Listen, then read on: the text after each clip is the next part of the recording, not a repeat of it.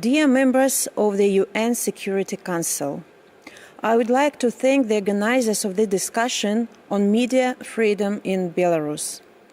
Since September, the situation in Belarus hasn't improved. It has only worsened. The protest against the fraudulent election in Belarus has been expressly peaceful. However, the regime responded with violence. Free media has helped to shed light on what is happening: unlawful detentions, torture, and murder of peaceful protesters. And this made the media a target for Lukashenka's repression machine. In 2020, according to the Belarusian Association of Journalists, independent journalists were detained over 470 times. 97 journalists served administrative arrests.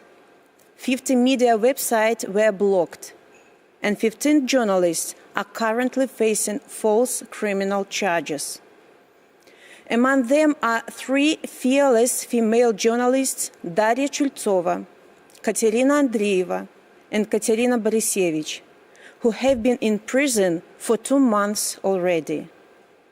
They are being charged with organizing mass protests and disclosing medical information about Roman Bondarenko, a protester killed by regime's cronies.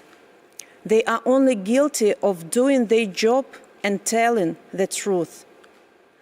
Among them are 4 members of Press Club Belarus and its founder Yulia Slutskaya. Among them is well-respected journalist Andrei Alexandrov and his partner Irina Zlobina. They are guilty of doing their work to support the media and victims of political repressions. Among them is Igor Losik, administrator of a popular social media channel in Belarus. He has been on hunger strike for over a month. He is only guilty of telling the truth.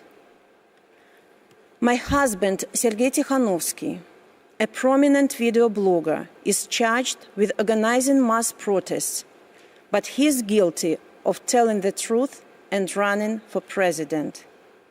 His 2 children and I haven't seen him for almost 8 months. Media under regime's assault is just part of the bigger picture of repression in Belarus, where more than 32,000 people have been detained, about 900 suspects in politically-motivated criminal cases, 400 cases of torture reported by the UN, and 8 activists dead in relation to state violence. Not a single government official has been held responsible. In spite of this violence, Belarusians continue protesting every day. They demonstrate courage, dignity, and resilience. I call on the UN to take a vocal stand to stop the violence and lawlessness in Belarus, including censorship of media, blocking of websites, internet shutdowns, and cancellations of journalist accreditations. I call on the UN to convene a meeting of the Security Council and put Belarus on the agenda as the country is approaching 6 months of political crisis. The world needs to pay attention to this crisis that can outgrow its boundaries. I call on the UN to support the recommendations of the OSCE Moscow Mechanism report. This will pave the way to create conditions for political dialogue that will help conduct free and fair elections.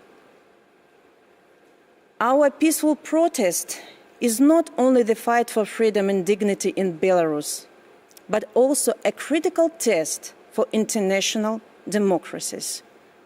Thank you. Long live Belarus.